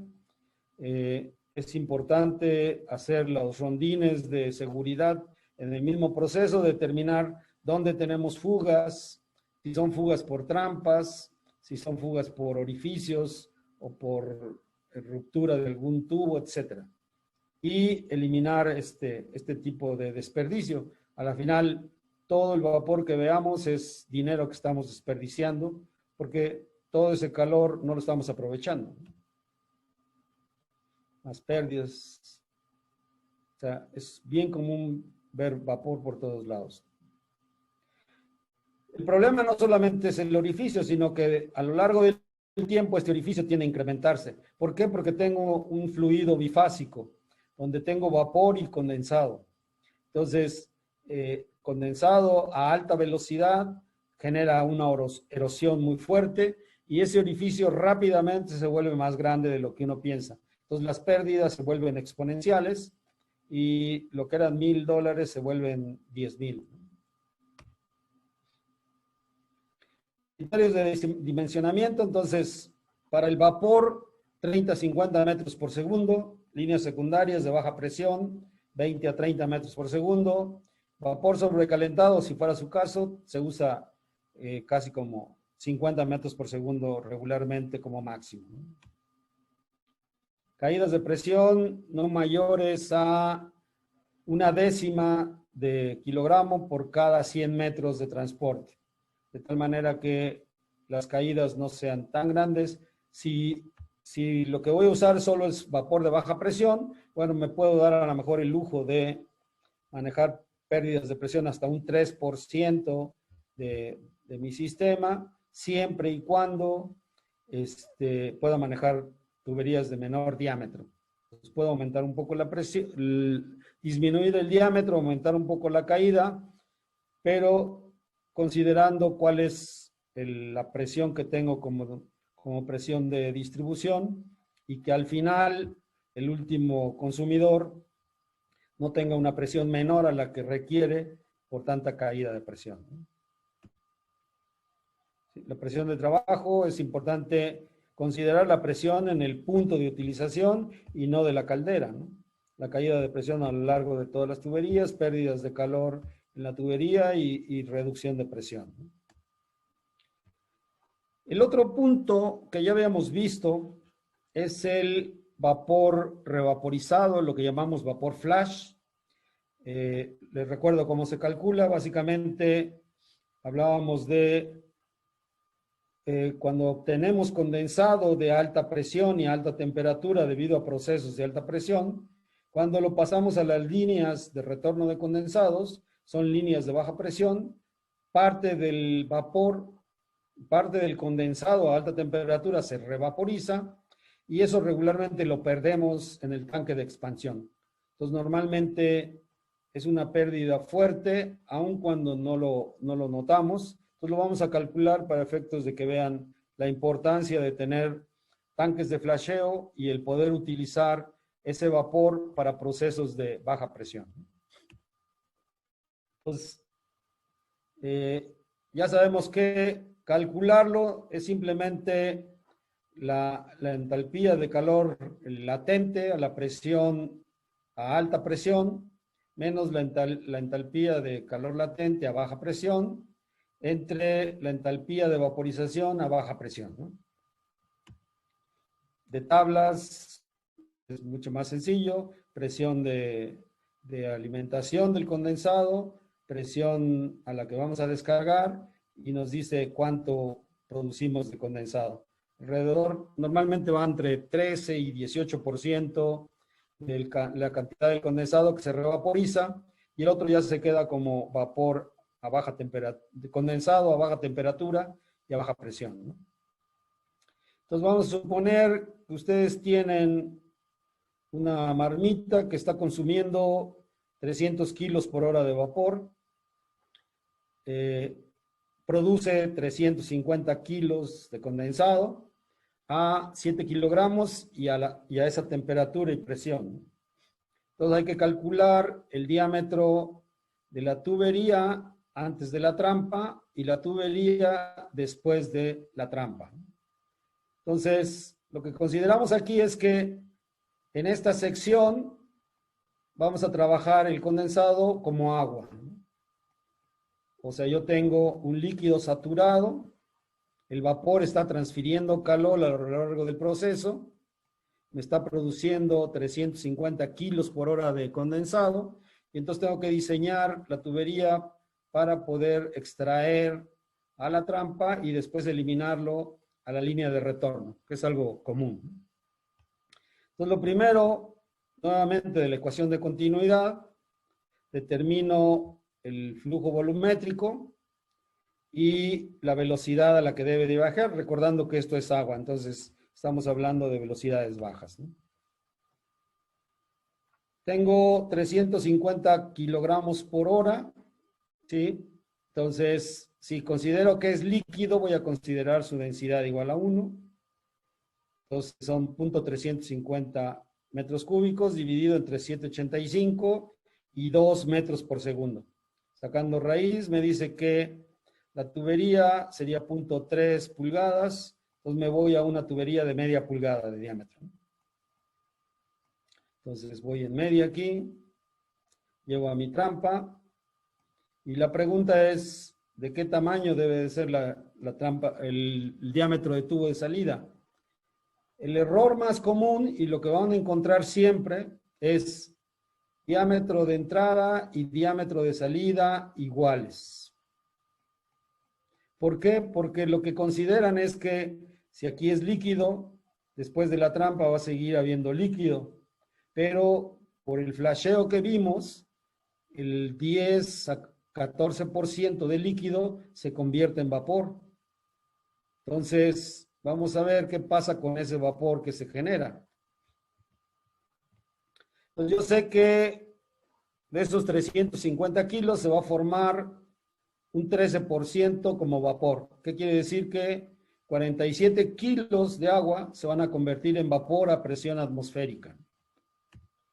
En la línea de retorno, entonces, o al drenaje, ¿no? A 0 kilogramos, yo sé que el volumen específico de ese vapor es de 1.7 metros cúbicos por cada kilo formado. Entonces, estos 47 kilos me van a dar un volumen de 80 metros cúbicos por hora. Pues calculo esto como vapor, saco el diámetro y me dice que ese 13% que se convirtió en vapor requiere un diámetro de tubería de 0.23, sería 94, es una pulgada. Solo el 13% del agua que se revaporizó requeriría una tubería de 1 pulgada, más el otro 87% de líquido requiere otra media. Entonces tienen 1 pulgada más otra sección de media. Entonces, solo por esto, la tubería de descarga de la trampa debe de ser igual que las reguladoras, debe de ser mayor. ¿Por qué? Aquí por el problema de flasheo, ¿no? Si ven la relación de volumen, como líquido ocupaba 0.35 metros cúbicos, la suma ahora del vapor más el líquido sería de 80.35. Entonces, el volumen del agua es un 4% y el vapor ocupa el 99%. O sea, visto como volumen, lo que ustedes van a ver, a pesar de que solo sea el 13%, pareciera que solo sale vapor. Por eso es muy común que se crea que cuando abres la línea de purga de una trampa y sale vapor, pensamos que la trampa tiene fuga de vapor. Lo que no nos acordamos es que parte de ese líquido se está revaporizando y lo que tengo es este 13% flasheando. No es que la trampa esté fugando. La trampa está funcionando adecuadamente, pero no consideramos esto. Entonces, nuevamente como regla, después de la salida de una trampa de vapor, el diámetro se debe de incrementar. ¿Cuánto? Lo tengo que calcular a razón de el total de condensado a velocidades de 10 metros por segundo. O calcular la sección flasheada y calcularlo como vapor. Aquí en este caso, la línea de entrada era media pulgada. Tenemos la trampa de condensados y la línea de salida se incrementa a 1 pulgada, ¿no? Por lo menos, para poder alojar tanto el líquido como el vapor flasheado. Si no hago esto, lo que se genera, si dejo media pulgada de salida, como el vapor no puede viajar a velocidades arriba de 50 metros por segundo, lo que va a hacer es bloquear la salida del condensado. Y entonces bloquea la trampa, bloquea la descarga del intercambiador y ustedes van a ver que no enfría, no calienta el intercambiador. Mucha gente lo que hace es toma la válvula de drenaje, lo abre y dice, ah, ya empezó a calentar. Quiere decir que la trampa no funciona. Lo que no funciona es su diseño de tuberías. Están metiendo una tubería muy delgada para absorber el flasheado, ¿no? Entonces, como regla les digo, la descarga de una trampa debe de ser mayor diámetro a la entrada. Y eso es un error que comúnmente se comete, ¿no? Entonces, chequenlo sus sistemas y van a ver cómo esto es bien común. ¿Qué hago entonces con ese vapor flashado? Como dijimos, es vapor que tiene energía y que estoy tirando al medio ambiente. Entonces tengo que recuperarlo de alguna manera para efectos de recuperar esa energía, ¿no? Uno de los problemas, por ejemplo, derivados del problema de tener más vapor es el almacenamiento. Cuando hablamos de almacenar vapor, regularmente haciendo analogía con el aire, pensamos en un tanque pulmón, sencillamente. Pongo un tanque más grande, almaceno vapor y cuando lo requiero, lo extraigo del tanque, ¿no? Entonces, haciendo la misma analogía, lo que hago es tratar de almacenar vapor a través de un tanque pulmón. Esto, como vamos a ver, es uno de los errores que se comete. No hay manera de almacenar vapor en un tanque de almacenamiento, por lo menos no seco. Entonces, consideren, bueno, las consideraciones que voy a hacer es que, primero, la cantidad de vapor almacenada está en función a la presión. O sea, acuérdense que la masa del vapor es una función de la presión. Entonces, como yo sé que dependiendo de la presión, depende el volumen específico, entonces la cantidad de kilos de vapor almacenados dependen a qué presión se encuentre, ¿no? Obviamente el volumen del tanque es constante, no hay manera de extraer vapor de este tanque si no lo hago por expansión.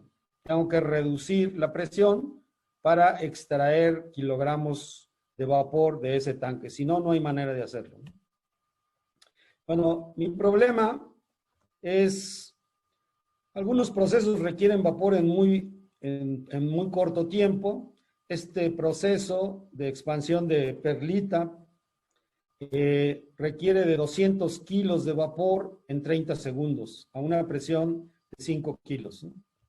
Entonces, la primera solución sería tener un generador de vapor que me dé esa cantidad de vapor. Entonces, si son 200 kilos en 30 segundos, lo multiplico por 3.600 y saco el volumen requerido por hora. Y eso me da, esos 200 kilos en 30 segundos se convierten en 24 toneladas por hora, ¿no? 24 toneladas dividido a 13.2 me da la relación en caballos caldera. O sea, requeriría una caldera de casi 2.000 caballos para que me pueda dar esta cantidad de vapor en esta cantidad de tiempo. Entonces, hacer esto requeriría un equipo que va a trabajar 30 segundos y después va a estar parado. Es muy caro y regularmente no es la solución. Entonces, voy a considerar la solución de poner un tanque de almacenamiento. Entonces, el tanque, para poder extraerle vapor, tengo que tenerlo primero a alta presión, expandirlo a la presión que yo requiero para obtener esos 200 kilos de vapor. Entonces, determino algunos datos que ya conocemos, a 10 y a 5, como es el volumen específico, 0.180 metros cúbicos por cada kilo, a 10, a 5 se expande a 0.320 metros cúbicos por kilo. La densidad serían 5.5 kilos por metro cúbico, 3.12 kilos por metro cúbico. Volumen específico, densidades, entalpías y calores de vaporización. Entonces voy a utilizar para efectos de calcular. Entonces, lo primero, dijimos que la masa de vapor depende del volumen que es constante, el volumen que yo requiero, multiplicado por la densidad. Yo sé que la masa que voy a extraer depende de la masa que tiene a alta presión menos la masa que se queda en el tanque una vez que se expande. Por lo tanto, si sustituyo el volumen del tanque por la densidad en cada uno de estos, sería la masa requerida, sería el volumen del tanque por la densidad a la presión 1, menos el volumen del tanque total por la densidad a la presión 2. El volumen del tanque es el que yo requiero, entonces lo despejo como factor común y me queda una relación de las densidades a la presión alta menos la presión baja.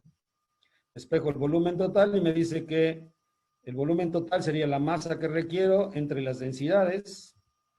Aplico los valores, 200 kilos entre 5.5 menos 3, y me dice que el volumen del tanque que yo requeriría para poder suministrar 200 kilos de vapor en 30 segundos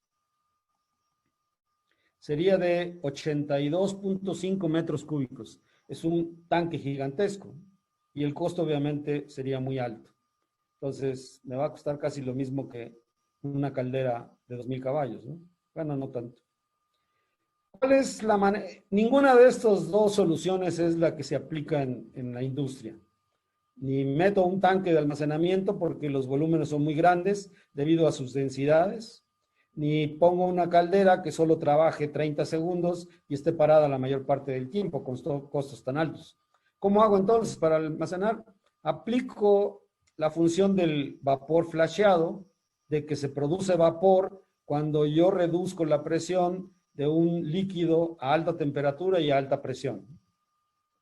Entonces yo sé que el vapor que se va a formar aplicando de 10 a 5 kilos es 185 como entalpía a alta presión, 159 a baja presión, 498 como entalpía de los dos. Entonces, eso lo que me dice es que del total de agua que yo tengo, solo el 5% se va a convertir en vapor. O sea, voy a obtener 5.05 kilos de vapor por cada kilo de agua que yo tenga almacenada a alta presión. De tal manera que si requiero 200 kilos de vapor, entonces divido esos 200 kilos entre 0.053 y me dice que el agua que yo tengo que tener almacenada para poder obtener estos 200 kilos en esos 30 segundos es de 3.773 kilos de agua. Si mi tanque lo multiplico por su volumen específico para sacar los litros y me dice que es un tanque de 4.3 metros cúbicos, a diferencia del que yo tenía de 80 y tantos metros cúbicos. Entonces, la manera de almacenar vapor es con agua a alta temperatura y a alta presión. Esta cantidad de agua debe de estar en un tanque con un 30% de espacio para expansión, por lo que el tanque finalmente se iría a 6 metros cúbicos. Obviamente la construcción es más sencilla y regularmente es un tanque donde alimento vapor de alta presión, tengo un nivel de líquido con alta temperatura y alta presión. Cuando lo requiero lo expando y lo expando a la presión baja y obtengo esos 200 kilos de vapor a la presión requerida, ¿no? Entonces, cuando hablamos de almacenar vapor, la única manera de hacerlo es a través de un tanque almacenando agua a alta temperatura y a alta presión. Algunas Raúl, otras aplicaciones, sí, tenemos una consulta. sí. Gerardo, por favor.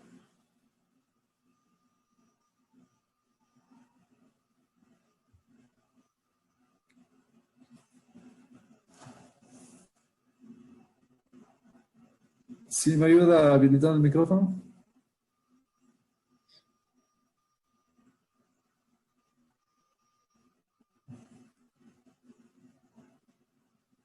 No lo habilita. Me escribió la pregunta. A ver, Sí. nos dice que cómo podemos calcular el consumo y presión de vapor en una marmita. Esa te la da el fabricante regularmente. O sea, todo depende del diseño de construcción. En general, las marmitas trabajan a baja presión.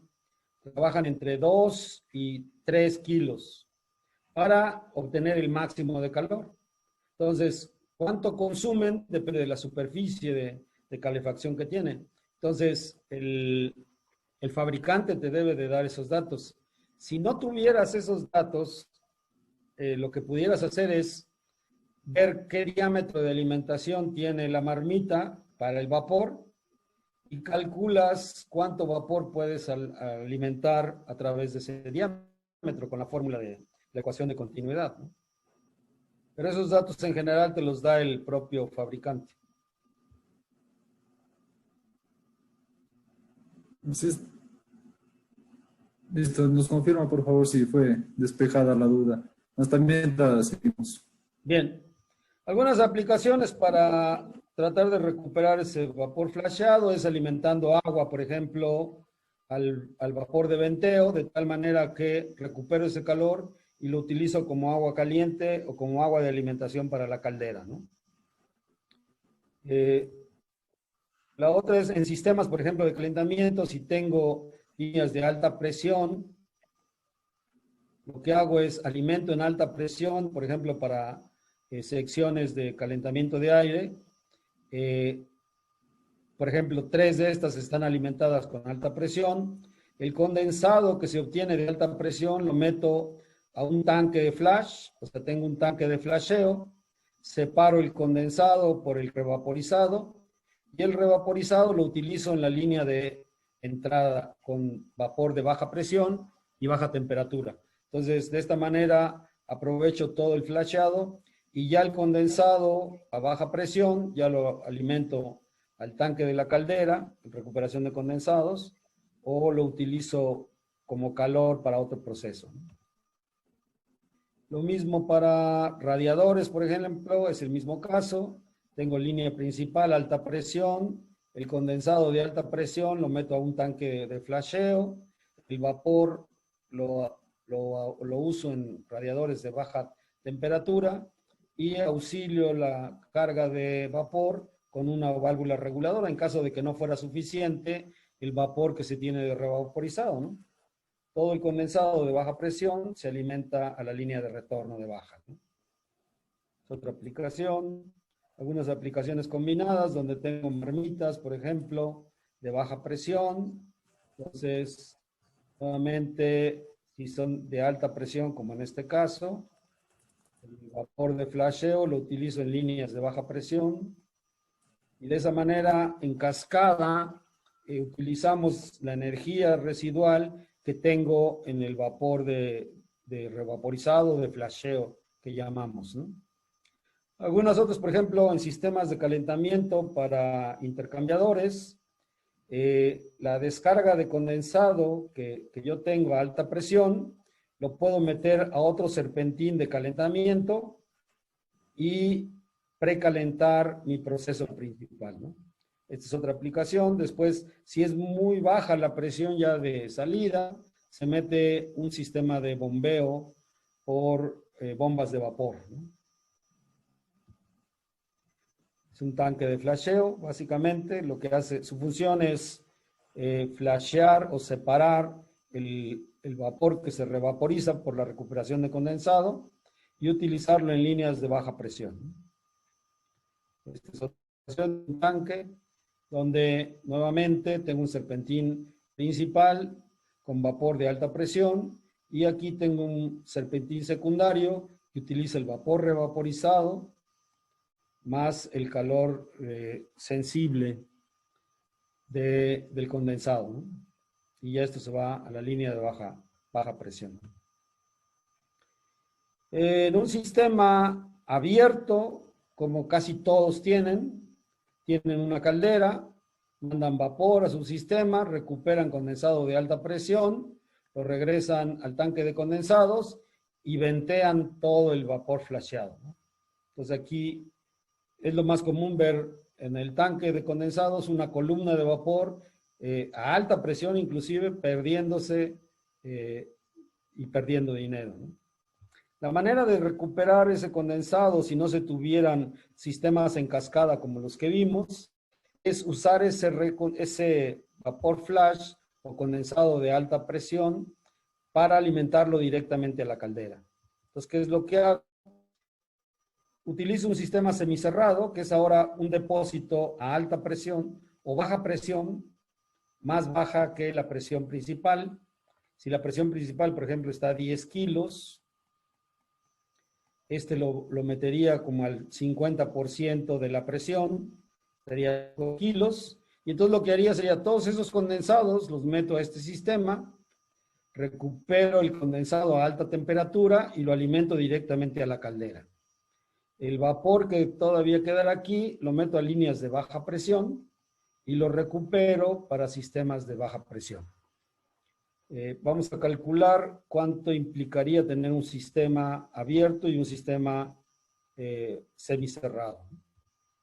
Considero la caldera trabajando a 600 caballos, trabajando a 15 bars o 15 kilogramos por centímetro cuadrado. Entonces, para determinar cuántos kilos por hora de vapor estoy produciendo a través de esta caldera, recuerden que es los caballos caldera por 8.436 entre la diferencia de entalpías, entalpía total del vapor menos la entalpía inicial. Serían una caldera de 600 caballos bajo estas condiciones, alimentando agua a 90 grados, o sea, agua precalentada por el tanque de condensados, me daría 8.7 toneladas de vapor. De ese vapor, esas 8 toneladas me van a dar 8 toneladas de condensado que generarían, aplicando la fórmula de Flash, de 204 grados que estaría el condensado, a los 90 grados que voy a alimentar el agua, entre 539, que es la entalpía de vaporización, a los 5 kilos, y entonces lo que me dice es que, perdón, a presión atmosférica, lo que me dice es que el 20%, el 21% de ese vapor se está yendo a la atmósfera. Entonces el vapor venteado serían 20% por esas 8 toneladas. Yo estoy perdiendo 1.800 kilos de vapor por no utilizar ese revaporizado. Entonces lo voy a utilizar con un tanque semicerrado, trabajando a 5 kilos. Entonces ahora flasheo en vez de a presión atmosférica a 7 kilos, a 5 kilos, donde mi entalpía del líquido es de 159 y la entalpía de vaporización es 498. Entonces, en vez de perder el 20%, ahora solo pierdo el 8%. Ese 8% serían todavía 780 kilos. Estos, como están a 5 kilos, los utilizo en líneas de baja presión, restando el consumo de vapor de la caldera. De tal manera que de los 8 toneladas que necesito, le resto estos 700 kilos y ahora solo voy a necesitar casi 8 toneladas. Entonces, ahora determino la potencia real utilizando este condensado. Serían los 7.991 kilogramos que requiero entre la diferencia de entalpías, pero ahora fíjense que la diferencia de entalpías depende de la entalpía total del vapor que tenía, 667, pero ahora el agua ya no la estoy alimentando a 90 grados, la estoy alimentando a 159 grados. Eso dividido entre 8.436, ahora en vez de 600 caballos, solo requiero 480 caballos. ¿Eso qué quiere decir? Que estoy ahorrándome la relación de 600 menos 480, entre los 600 me estoy ahorrando el 20% de la capacidad y obviamente el 20% de combustible.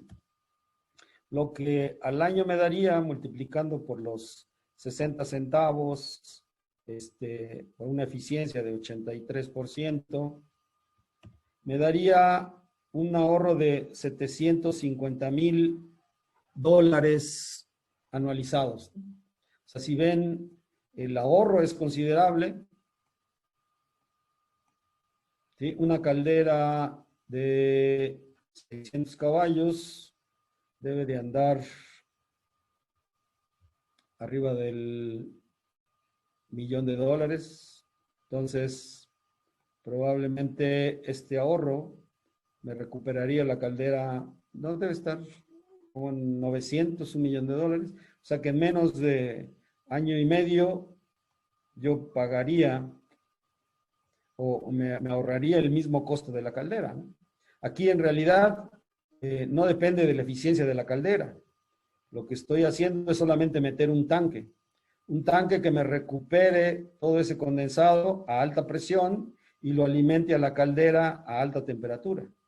Entonces, es simplemente mejorar mi sistema y tener ahorros potenciales muy fuertes. O sea, cuando hablamos de potenciales de ahorro o líneas de ahorro de combustible o de aumento de eficiencia, este es uno de los más grandes y regularmente lo que hacemos es tirar este condensado, ¿no? Entonces, es importante considerar este tipo de ahorros para recuperar dinero y mejorar la eficiencia de nuestros sistemas, ¿no? Bien, con esto terminaríamos las recomendaciones para la parte de diseño de tuberías. Espero que les sirvan todos estos ejemplos. Como les decía, básicamente aquí no dependen tanto de la caldera. Son errores que se cometen en el diseño de los sistemas de transporte y recuperación de vapor y recuperación de condensado. Entonces, aplican para cualquier sistema, ¿no? Entonces, espero que ya que los conocen, ahora no se fija demencia, ¿no? A veces cuando no conocemos los sistemas, podemos alegar que desconocemos el proceso, pero ya una vez teniendo el conocimiento, requiere la responsabilidad de todos nosotros para aplicar esos conocimientos y evitar pérdidas en nuestros procesos. Raúl, Sí, no, tenemos una pregunta de Javier Chizaguano. Nos pregunta, una tubería de distribución, ¿cuántos años de vida útil podríamos considerarlas? nuevamente depende de muchos factores.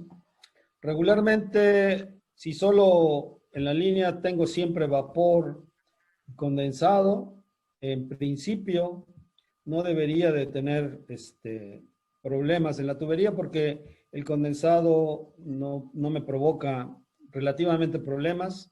Digo relativamente porque cuando tengo problemas de oxígeno disuelto en la caldera que no trato y ese oxígeno se va a las líneas de vapor, nuevamente el condensado con ese oxígeno me produce ácido carbónico. Entonces puedo destruir una tubería si no tengo un tratamiento previo. Pero si el agua está bien tratada y la caldera, entonces esa agua solo me provocaría problemas de erosión si no las elimino como se recomendó. Entonces, si llevas todas las condiciones de diseño que se deben, la tubería debería de durarte 20, 30 años sin ningún problema. Listo. Tenemos otra consulta también de Juan Pablo Castillo.